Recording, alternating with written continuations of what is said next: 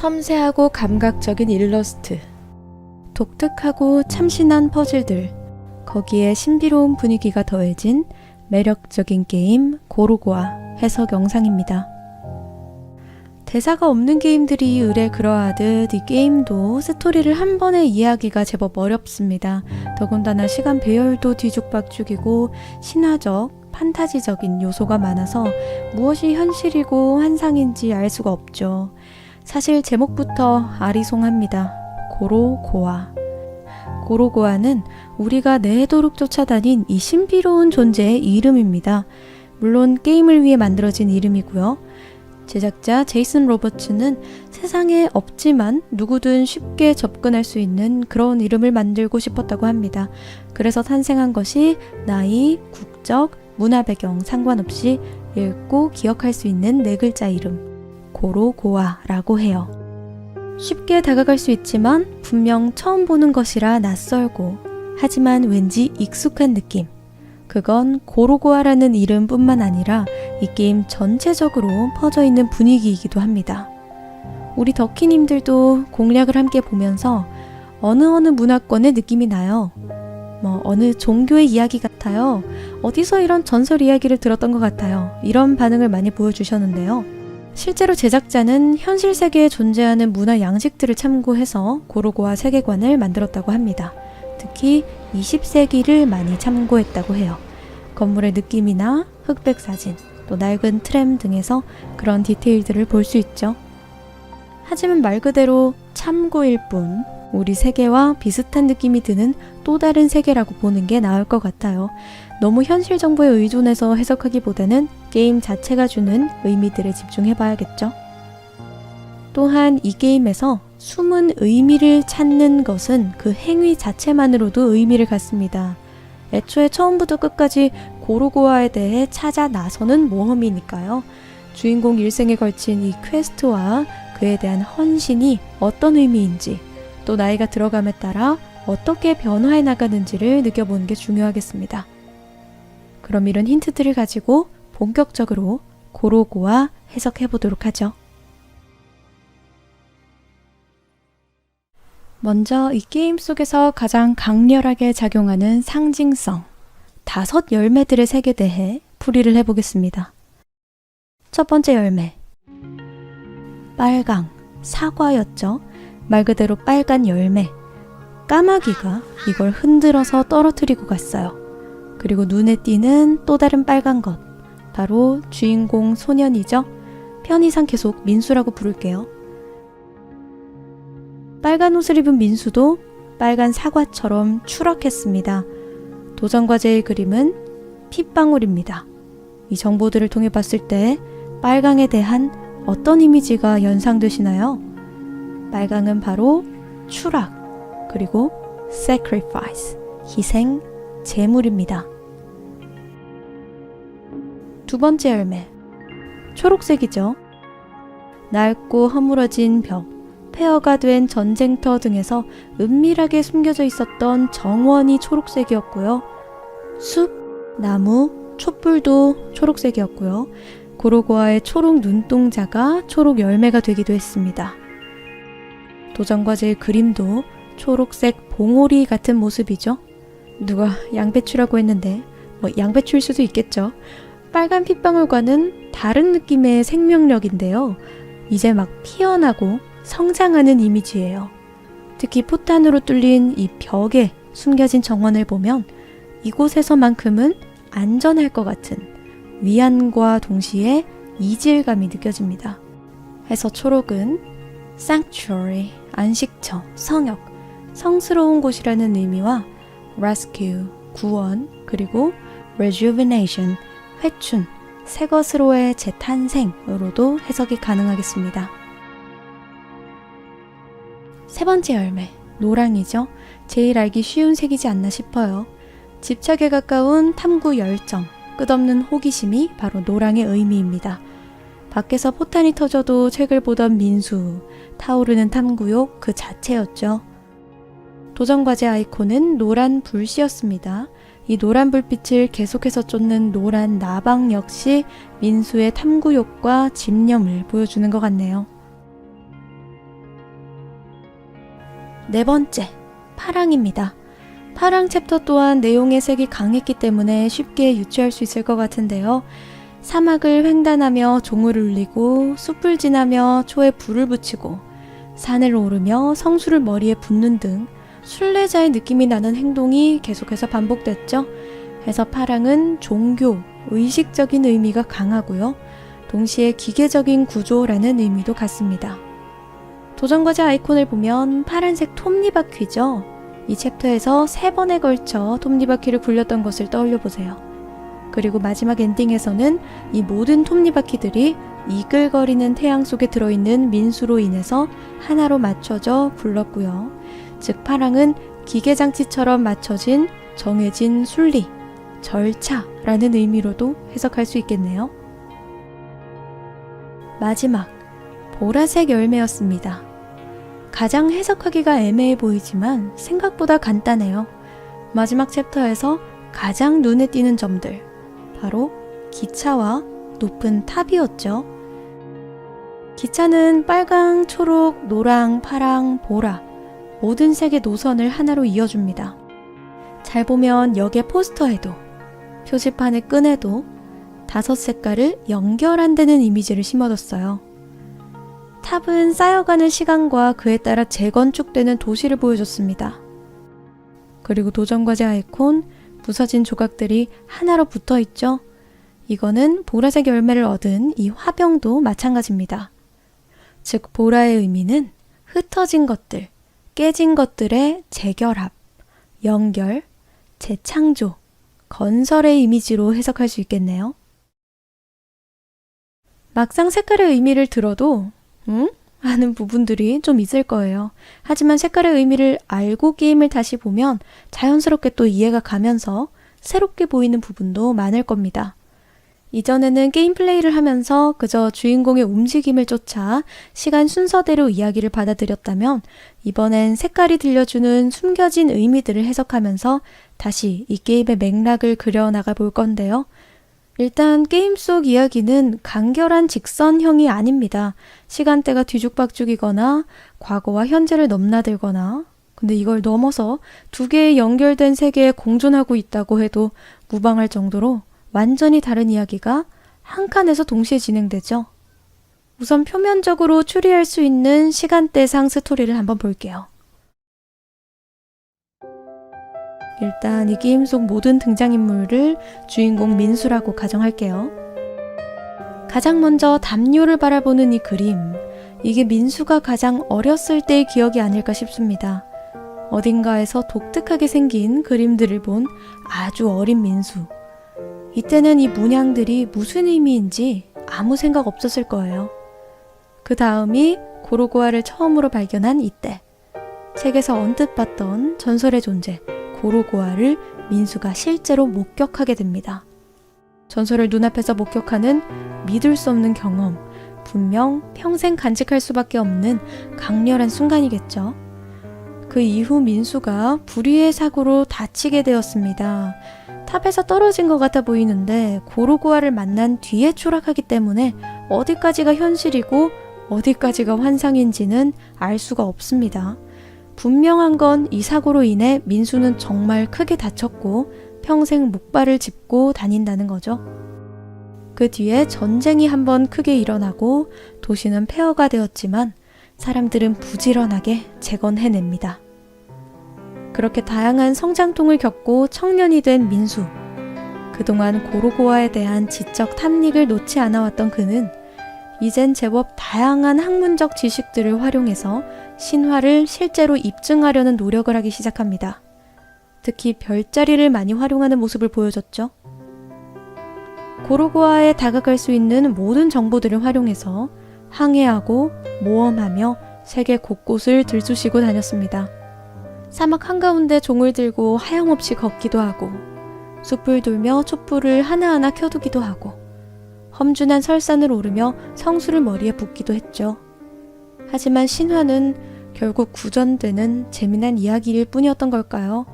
나이가 어느덧 중년층에 접어들었음에도 민수는 고로고아에 대한 그 어떤 것도 알아낼 수 없었습니다. 어른 민수는 다른 나이대의 민수들보다 가장 회의적이고 부정적인 이미지를 보여줬습니다. 결국 테이블을 밀어버리고 추락하는 자신을 떠올리며 모든 걸 포기하는 것처럼 보였죠. 하지만 시간이 더 흘러 나이가 지긋한 할아버지가 되어서도 모아왔던 자료들을 뒤적이며 고로고아에 대한 미련을 죽을 때까지 버리지 못합니다. 그리고 탑 꼭대기에 올라 잃어버렸던 열매들을 생각합니다. 이렇게 정리할 수 있겠죠? 그런데 여기에 넣지 못한 게임 속 내용들이 많습니다. 특히 메인 캐릭터, 빨간 옷을 입은 민수의 행적이 그런데요. 사실은 이 빨간 옷 민수의 여정을 민수 인생 스토리에 넣으려고 하면 논리적으로 맞지 않는 부분이 많습니다. 왜냐면 우리는 게임 내도록 민수의 인생 전반을 마구 돌아다니면서 열매들을 모았으니까요. 이게 가능하려면 시간여행이라는 장치를 넣거나 한 세계에 2레이어의 시간대와 2명의 민수가 존재해야겠죠. 그리고 한 가지 더 수상한 점은 노년의 민수가 다른 모습으로 2번 등장한다는 건데요. 조끼를 입고 테이블 앞에 앉은 실내 민수와 바깥을 돌아다니는 겉옷 입은 야외 민수. 수염이나 머리색으로 보면 비슷한 나이대로 보이거든요. 또한 앞의 나이대들은 굵직굵직하게 나눈 만큼 노년만 굳이 2번 나눌 필요는 없지 않겠어요? 그래서 저는 여기에 이 스토리의 의도가 숨겨져 있다고 봤습니다. 그리고 이 의도를 빨간 열매와 초록 열매의 의미랑 합쳐봤어요. 여기에서부터는 완전히 제가 쓰는 소설입니다. 이 게임도 정답은 없으니까 제 가설에 허점이 있으면 여러분도 얼마든지 의견 제시해주세요.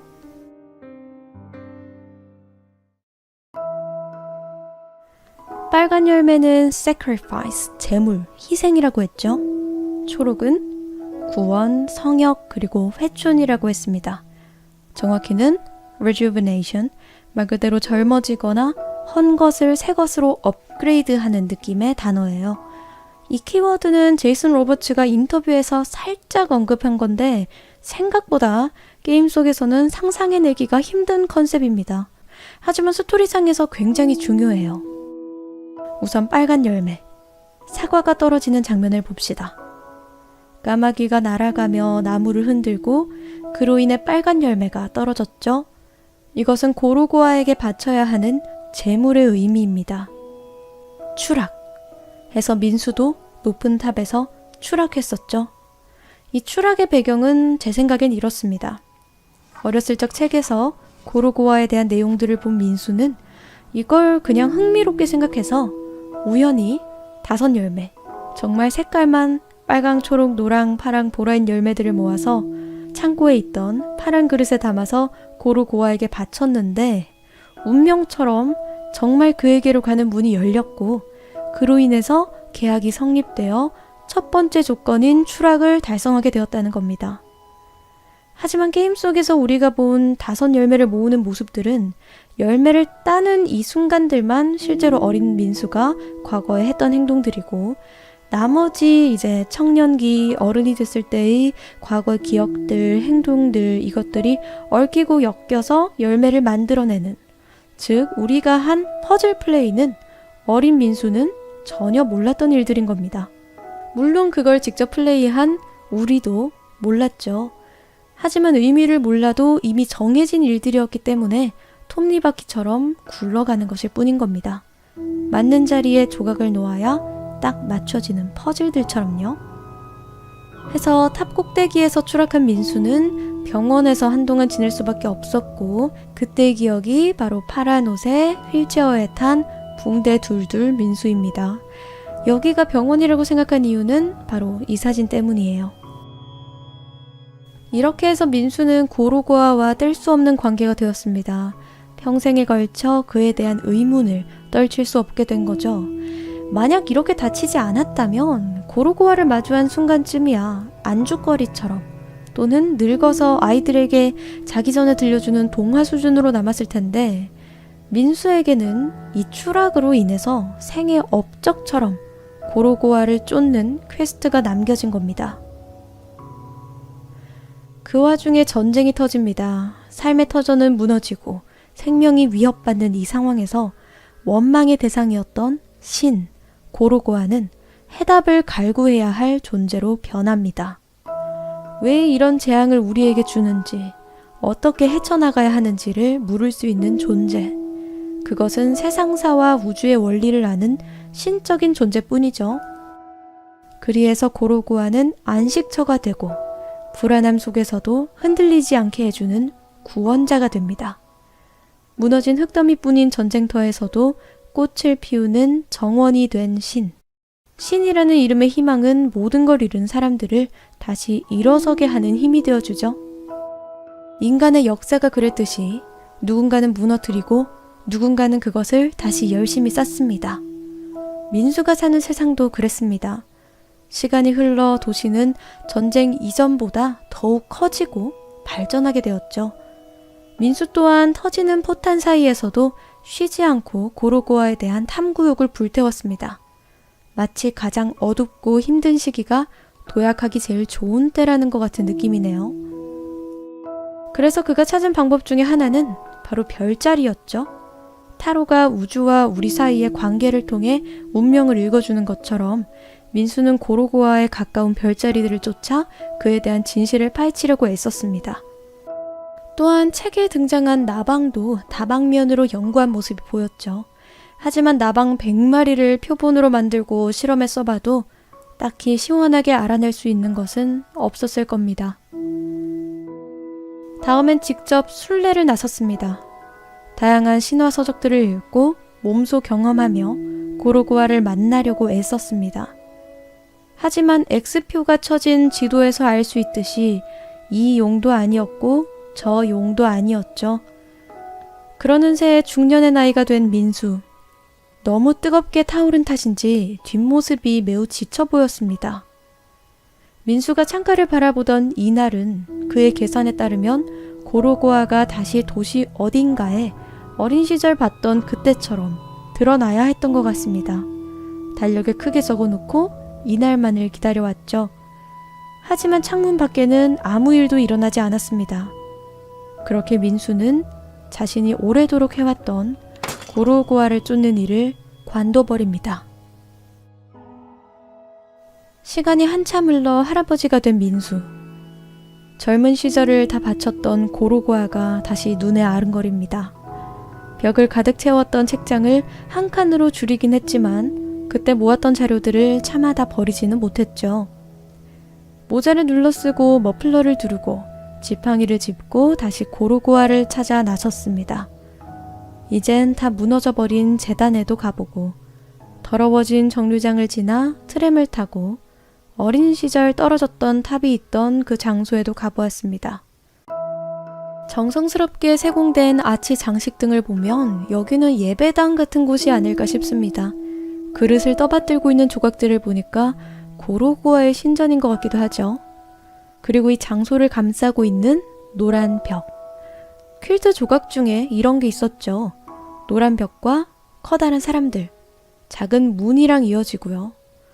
그 벽 위로 보이는 초록색 선로, 노란색, 파란색 꽃봉오리들, 정원에 피어있던 파랑, 노랑의 작은 꽃들이 생각나는데요. 다 큰 어른은 들어갈 수 없는 작고 작은 문. 여기에서 바로 초록이 회춘이라는 의미로 해석되는 게 아닐까 싶습니다. 평생에 걸쳐 빨강 열매의 희생, 초록 열매의 구원, 재생, 노란 열매의 열정, 탐구, 파란 열매의 믿음까지 모두 겪으며 민수 내면에 보라색 열매를 만들어낼 준비가 된 게 아닐까 싶어요. 그래서 초록 열매의 또 다른 의미인 회춘이 발동되어 그의 영혼이 또는 그의 몸까지도 빨간 티셔츠를 입은 고로고아를 마주친 그 어린 시절로 돌아가 처음으로 5열매를 모았던 여정을 다시 진행하게 되는 거죠. 그러나 열매를 얻은 그 과정들은 모두 우연이 아니라 운명이었고 과거와 미래가 전부 퍼즐처럼 연결되어 있다는 것을 보게 됩니다. 그래서 제 생각엔 이 게임 진행 과정에 숨겨진 진짜 스토리는 노년의 민수가 탑에 올라 깨달음을 얻기 직전의 순간에 과거 유년기로 돌아가서 자신의 삶을 한 번 더 반복하면서 동시에 그 과정을 제3자의 입장에서 보면서 우주의 섭리를 깨치게 되는 거라고 봅니다. 처음에는 민수도 우리도 아무런 이유도 의미도 알 수가 없이 그냥 퍼즐이 이끄는 대로 열매를 모아갔지만 뒤로 갈수록 그 의미가 깊어지고 더 많은 시간과 사건을 담은 퍼즐 조각들이 겹쳐지고 맞물리는 걸 보면서 이 모든 절차와 이치를 이해하게 되는 거죠. 이 시간 여행을 통해 열매 제물을 바치고 고로고아를 만난 민수가 결국 머리를 감싸며 주저앉는 것은 고로고아가 눈을 깜빡이는 순간 현실에 있는 탑에 서 있는 노인인 자신을 자각했기 때문이라고 생각합니다. 그렇게 해서 초록색 열매 힌트에 진짜 의미가 밝혀지는 거죠. 눈이 가려진 채 무엇이 진짜인지 모른 채 하염없이 사막을 횡단하듯 답답하게 고로고아를 쫓던 민수가 성스러운 안식처를 찾아내 마침내 고로고아의 눈을 얻게 되는 것. 바로 어린 시절로 돌아가 깨달음을 얻는다는 거겠죠.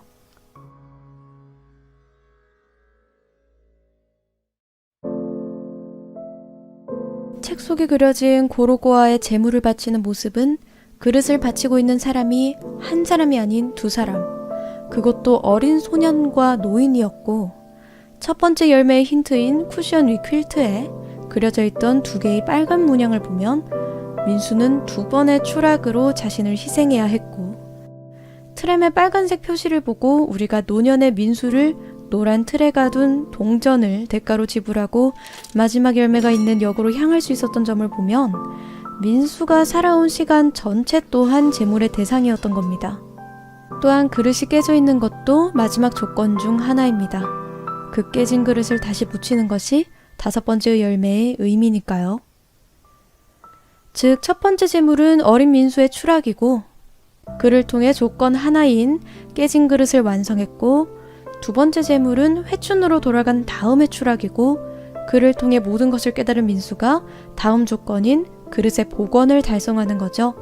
그리고 이 두 조건을 달성하기 위해서 끝없이 고로고아에 대해 탐구한 민수의 평생이 바쳐져야 했던 거고요. 그러니 빨간 의자 위 놓인 초록 쿠션의 빨간 열매 힌트, 이 그림이 보여주는 그대로 회춘과 희생은 함께 작용되는 열매들이었던 것 같습니다. 결국 열매들은 진짜 색깔과 형태가 중요한 것이 아니었고 빨간 열매는 추락해서 깨져버린 육신과 고로고아에 묶여 집념하는 민수의 인생, 초록 열매는 전쟁의 폐허 속에서도 구원을 발견하고 재건설되는 도시, 즉 무너져 내려도 다시 극복하고 일어나는 경험, 노란 열매는 별에 뛰어들어 타오르는 나방처럼 끝없이 솟아나는 호기심으로 탐구 열정을 불태우는 것, 파란 열매는 몇 번이고 깨졌지만 결국 하나는 남아있었던 기어의 조각, 즉 믿음이죠. 그 기어들이 돌아가는 방향과 맞물리는 형태는 다 정해져 있었지만 그 장치들을, 믿음을 돌아가게 하는 원동력은 바로 민수 자신이었고요. 이 모든 것들이 부서지고 다시 결합되어 시간이 흘러 하나로 굳건하게 쌓이게 되는 노년이 되어서야 보라색 열매, 그 모든 뜻을 이해하는 지혜가 생기게 되는 겁니다. 그래야 이 나머지 것들을 모두 이해하고 하나로 엮을 수 있게 되는 것이고, 그래야 민수의 운명, 숙명이 완성되는 거죠. 그렇게 조각난 그릇을 다시 하나로 이어 붙인 민수. 다섯 문양이 번쩍이며 그릇에 녹아든다는 것은 민수가 그 문양들의 의미를 진정으로 이해했음을 뜻하는 게 아닐까 싶습니다. 그 이해를 통해 민수는 이 세상의 섭리와 하나가 됩니다. 이 우주의 섭리이자 이치 그 자체인 고로고아와 하나가 되는 것이죠.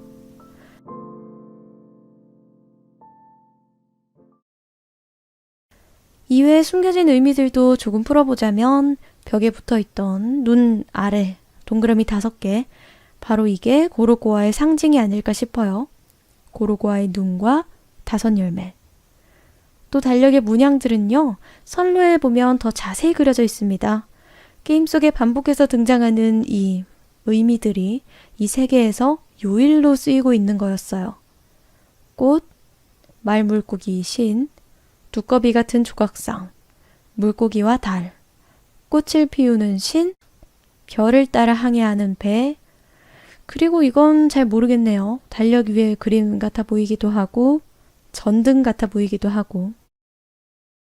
이외에도 궁금한 거 있으면 댓글로 남겨주세요. 아는 대로 답해드릴게요. 저도 모르는 거는 같이 상상해서 지어내 봅시다. 솔직히 제이슨도 모를 것 같아요. 우리가 쓴 스토리가 더 멋지면 그게 정답이라고 해줄 거예요.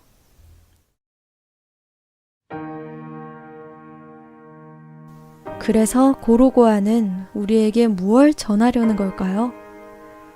앞서 말씀드렸다시피 숨겨진 의미를 찾는 행위, 그 자체의 의미가 있다고 했죠. 사람들은 누구나 판타지를 믿고 싶어 합니다. 자신의 세계에서는 존재하지 않는 또는 일어날 가능성이 매우 희박한 일들을 꿈꾸며 살아가죠. 매일같이 쏟아져 나오고 소비되는 영화, 드라마, 소설, 게임 등등 수많은 콘텐츠들이 실제로 그러한 내용을 담고 있습니다. 그 이유는 대체 뭘까요? 아마 우리가 살아가는 현실이 마냥 예쁘고 행복하지만은 않기 때문이겠죠. 눈앞의 두려움을 극복하기가 어렵거나 직접 마주하기가 힘들 때 우리는 허구의 이야기나 눈에 보이지 않는 존재의 힘을 빌리곤 합니다.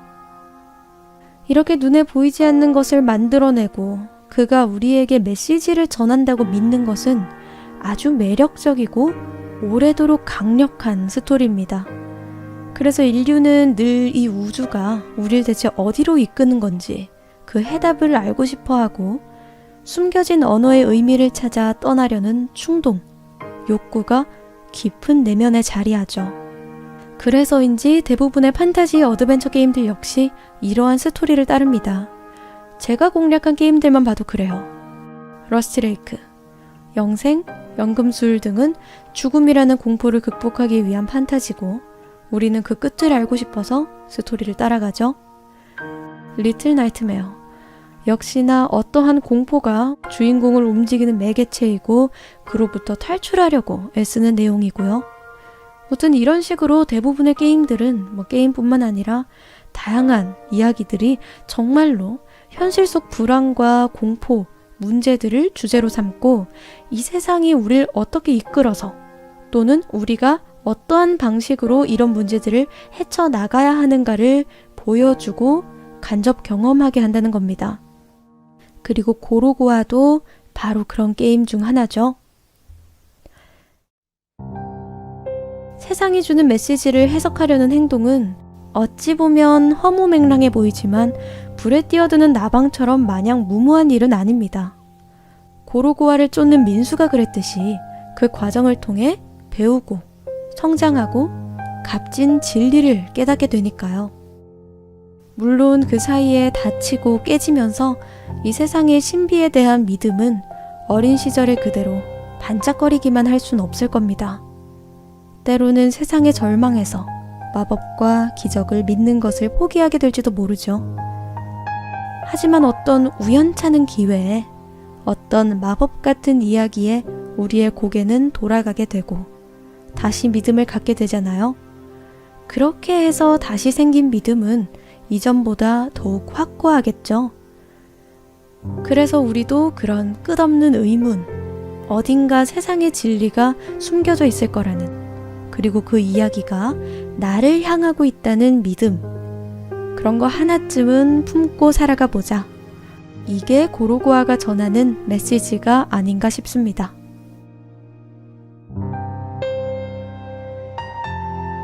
어렸을 적엔 호기심이 없고 그저 재미있어 따라갈 뿐이었지만 힘들 땐 그게 안식처가 되어주고 한창 때엔 열의를 가지고 파고들기도 하고 어른이 되었을 땐 회의감도 느꼈다가 노년이 되면 그 의미를 다시 깨닫는 것.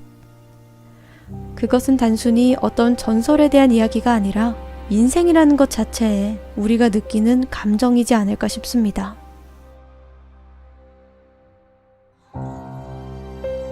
보이지 않는 것에 대한 믿음이 어릴 적과 어른이 되어서 무엇이 다른지, 그리고 그게 우리의 인생에 어떤 영향을 미치는지, 그 믿음에 전념하는 한 소년의 이야기.